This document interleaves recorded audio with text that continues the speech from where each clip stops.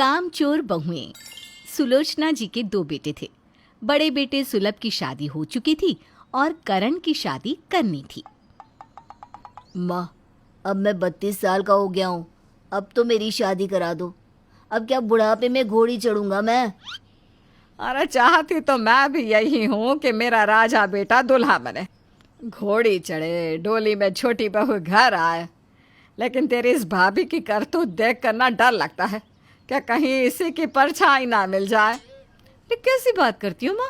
एकदम फुर्तीली देवरानी लाऊंगी मैं इस घर में, बिल्कुल अपनी तरह। अच्छा बहू रानी, सुन ना, किचन से एक गिलास पानी लेते आना, गला सूख रहा है। पानी? अच्छा अभी लाई। देखा, पानी के नाम पर ही नानी याद आ गई। यह है फुर्ती इसकी। कैसी बात करती हो माँ? भाभी अभी पानी लेकर आएगी आपके लिए, देखना। मंजू जैसे ही रसोई की तरफ जाने लगती है, अचानक से उसका पैर मुड़ जाता है। ओए माँ माँ माँ, मेरे पैर में बहुत जोर से मोच आ गई। अरे कोई उठाओ मुझे। तभी करण मंजू को उठाकर सोफे पर बिठाता है। देख कर चला करना, 4 कदम में ही आ गई मोच। माँ जी, वो मेरा ध्यान नहीं था ना, इसलिए ऐसा हुआ। अब तो मैं चल भी नहीं पाऊंगी। आपको पानी चाहिए था ना, मैं आपको पानी कैसे दे पाऊंगी? रहने दे, मैं खुद ही ले लूंगी। सास की जाती ही। वाह मंजू, कितनी आसानी से सासू माँ को किचन में भेज दी। यहाँ से उठकर जाना भी नहीं पड़ा। अब तो नींद आ रही है, जाती हूँ कमरे में आराम कर लेती हूँ। फिर जैसे ही मंजू कमरे में जाने लगती है। भाभी, आपके पैरों में तो मोच आई थी ना? हाँ देवर जी, पर अब ठीक है। थोड़ी सी मोच थी ना, सही हो गई। Okay okay. आज तो बाल बाल बची।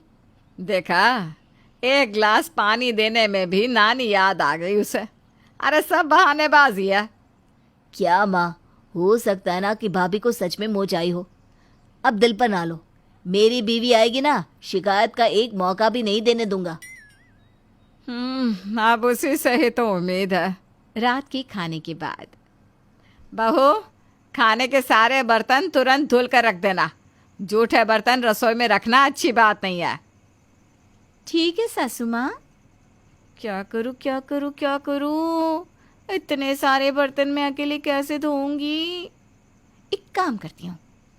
फिर मंजू चुपके से सारे बर्तन पड़ोसन के किचन में रख देती है। आज इतने सारे झूठे बर्तन कहाँ से निकल गए?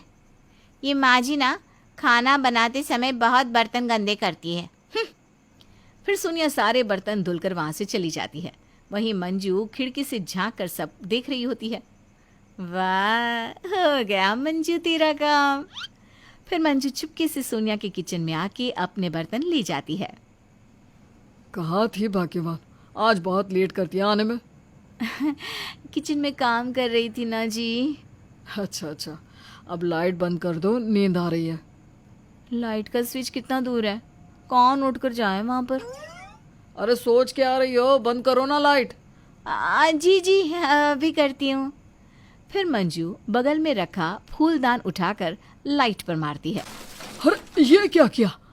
लाइट बंद करने को बोला तो तुमने फोड़ ही दी। अरे सो जाएंगे ना चुपचाप, बंद तो हो गई लाइट। ऐसे ही मंजू घर में आए दिन कोई ना कोई ड्रामे करती। कभी बीमारी का बहाना बनाकर कोई काम नहीं करती, तो कभी तोड़ फोड़ करके काम से बच जाती। बेटा करण, अब तुझसे ही मुझे उम्मीद है। पंडित जी ने एक लड़की बताई है, चल कर देख लेते हैं। ठीक है माँ। फिर सभी संजू को देखने जाते हैं।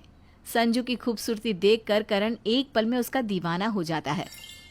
आंटी जी, लीजिए कुछ खाइए ना, मैंने सब अपने हाथों से बनाया है। बड़े गुणवान हो बेटी। हाँ, मेरी बेटी बचपन से ही फुर्तीली है, काम काज में कभी पीछे नहीं हटती। सुलोचना जी संजू की इतनी तारीफ सुनकर तो फूली नहीं समाती और मन में ठान लेती है कि अब तो संजू ही उनकी छोटी बहू बनेगी। और इस तरह संजू की शादी करण के साथ हो जाती है। वहीं शादी की रात। संजू, अलमारी में तुम्हारे लिए कुछ रखा है। क्या है अलमारी में? अरे जाओ, जाकर देख तो लो। ए जी, लेते आइए ना, मैं शादी की रस्मों से काफ़ी थक गई हूँ। सोचा था सरप्राइज दूंगा, ये तो अलमारी तक चलकर जाने को भी राजी नहीं है। कोई ना, थक गई होगी आज। ये देखो, तुम्हारे लिए डायमंड नेकलेस।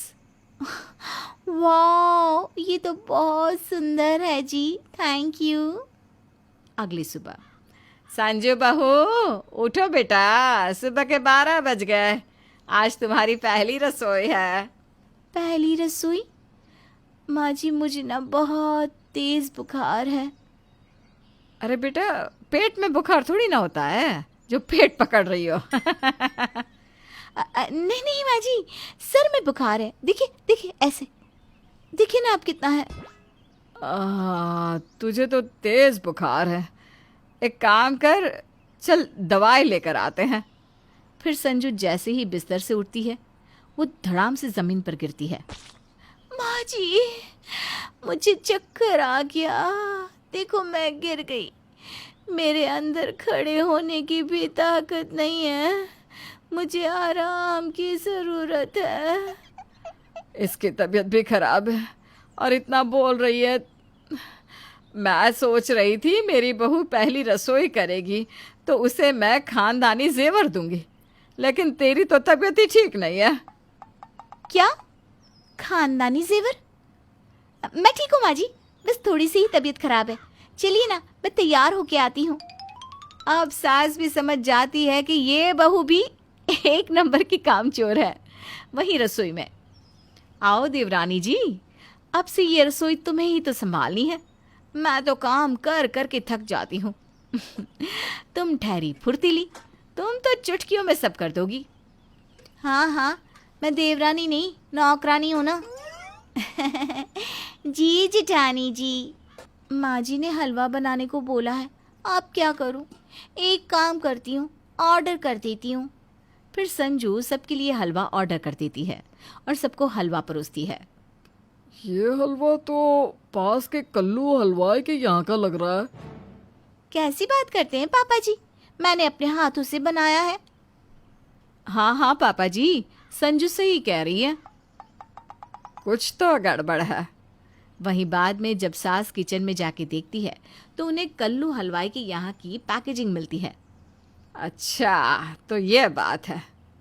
दीदी आप चिंता ना करो, अब हम दोनों मिलकर आराम करेंगे। हाँ देवरानी जी, इस घर में ना काम कर कर के मेरी तो कमर ही टूट जाती है। तभी सास वहाँ आती है। संजू, मंजू, आज मेरे भैया भाभी घर आ रहे हैं तो प्लीज़ कोई गड़बड़ मत करना और उनका पूरा ख्याल रखना। मैं मंदिर जाके आती हूँ। अब बेफिक्र होकर जाइए सासू माँ। सास के जाते ही घर में उनके भैया भाभी आते हैं। दीदी कहाँ गई, दिखाई नहीं दे रही। माँ जी तो स्वर्ग गई हैं, आपको भी जाना है क्या? क्या मतलब? इसका मतलब है कि मंदिर गई है। वो कोई स्वर्ग से कम है क्या? वैसे मामा जी, मामी जी, आप लोग चाय पियेंगी या कॉफ़ी? चाय। कॉफी। अच्छा ठीक है, वो उधर किचन है, जाके बना लीजिए और हमारे लिए भी लेते आना। हाँ, कैसी बहुएं हैं, घर आए मेहमान से काम कराती हैं। मामी जी ये मत सोचना कि हम आपसे काम करा रहे हैं, आप तो इस घर का ही हिस्सा हो ना। हाँ बहू। फिर मामी सभी के लिए चाय कॉफ़ी बनाकर लाती है। बहू, टीवी तो ऑन कर दो। टीवी? उसका रिमोट ना वो वहाँ रखा है। मामी जी, रिमोट देना तो मामा जी को। ये लो बहू। आप लोग खाने में क्या खाएंगे? चिकन तंदूरी, बिरयानी और खीर, बस। क्या बात है, किचन तो आपने देख ही लिया है, जाइए बना लीजिए। और मामी जी सुनिए ना, कल रात के झूठे बर्तन रखे हैं तो पहले वो धो लेना, फिर खाना बनाना। हाँ। बेचारी मामी, अब करती भी क्या, सारा काम अकेली ही करती है। वहीं सास की गैर मौजूदगी में बहुएं सारा काम घर आए मेहमान से कराती हैं, जिस कारण मामी बहुत ज़्यादा थक जाती है। ए जी चलिए ना यहाँ से, वरना ये दोनों कामचोर बहुएं काम करवा करवा कर मुझे इस घर की नौकरानी ही बना देंगी। अरे मामी जी, सासू माँ के आने का तो वेट कर लीजिए। नहीं नहीं, मैं चलती हूँ, देर हो रही है। सोचा था कि जाऊंगी, महीने भर आराम करूंगी, यहाँ तो एक दिन में ही ये हाल हो गया। तभी सास आती है। भैया भाभी आए नहीं अभी तक क्या? आए तो थे, बट उन्हें कहीं जाना था तो जल्दी चले गए। देखा दीदी, अच्छा सबक सिखाया ना। हाँ, वरना तो मामी 1 महीने से पहले जाती ही नहीं थी। यहाँ तक तो बात ठीक थी, लेकिन अब दोनों देवरानी जिठानी की आदत दिन ब दिन बिगड़ती जा रही थी। काम चोरी के चक्कर में कोई काम ढंग से नहीं करती, सारा दिन काम से बचने के बहाने ढूंढती रहती। कभी कपड़ा इस्त्री करते हुए जला देती तो कभी किचन में तोड़ फोड़ कर देती, ताकि घर में उन्हें कोई काम ही ना बोले, जिस कारण सुलोचना जी बहुत परेशान हो जाती हैं। एक कामचोर कम थी कि दूसरी आ गई। अब दोनों को सबक तो सिखाना ही होगा, वरना घर का जाने क्या होगा। फिर अगले दिन घर में दादी सास आती है। अरे दादी सास, आप यहाँ कैसे? पैरों से बहू, अब मैं तेरे जैसे आलसी तो हूँ नहीं। नमस्ते दादी जी। पैर छुएगी तो कमर टेढ़ी हो जाएगी ना बहू। अरे इतने भी क्या काम चोरी कि तो झुक नहीं सकती। ऐसा कुछ नहीं है दादी माँ, आशीर्वाद दीजिए। जीती रहो बहू, काम चोरी छोड़ो, सदा फुर्तीली रहो। ये सुनकर दोनों बहुएं बोल पड़ती है। कुछ और ही कह दी होती दादी। हाँ ना, आशीर्वाद दिया भी तो फुर्तीले रहने का। अच्छा चलो बहू, जाओ और मेरे लिए कुछ बना कर लाओ, बहुत भूख लगी है। जी अभी लाई दादी। फिर मंजू एक प्लेट में कुछ लिख कर लाती है। ये लीजिए दादी। ये क्या मजाक है बहू? अरे आपने ही तो कुछ मांगा था ना। संजू बहू, तू जा, मेरे लिए गुलाब जामुन बना कर ला। इस मंजू कामचोर से कुछ नहीं होने वाला। अभी लाई दादी। फिर संजू एक प्लेट में गुलाब और जामुन रख कर लाती है। ये लीजिए दादी, गुलाब जामुन। ये क्या मजाक है? मजाक नहीं दादी, गुलाब जामुन है, खाइए ना। ये ऐसे नहीं सुधरेंगे बहू। मैं ना यहाँ एक ज़रूरी काम से आई थी, लेकिन मुझे लगता है कि तुम दोनों मेरे काम की ही नहीं हो। बिल्कुल ठीक समझी दादी। इसलिए मैंने सोचा है कि मैं अपने सारे गहने सुलोचना बहू से गरीबों में दान करवा दूं, क्योंकि तुम दोनों को तो वो चाहिए भी नहीं होंगे। गहने की बात सुनकर दोनों बहुओं की आंखें चमक जाती है। दादी कैसी बात करती है? अब हम आपके काम नहीं आएंगी तो कौन आएगा? वही तो दादी, कैसी बात करती हो आप? जिसके बाद दादी सारा दिन दोनों बहुओं से बहुत काम करवाती है। वहीं दोनों गहनों की लालच में ही सही दादी और घर वालों की जी हजूरी में लग जाती है, और इस तरह कामचोर बहुएं बेमन से ही सही काम करना सीख जाती हैं।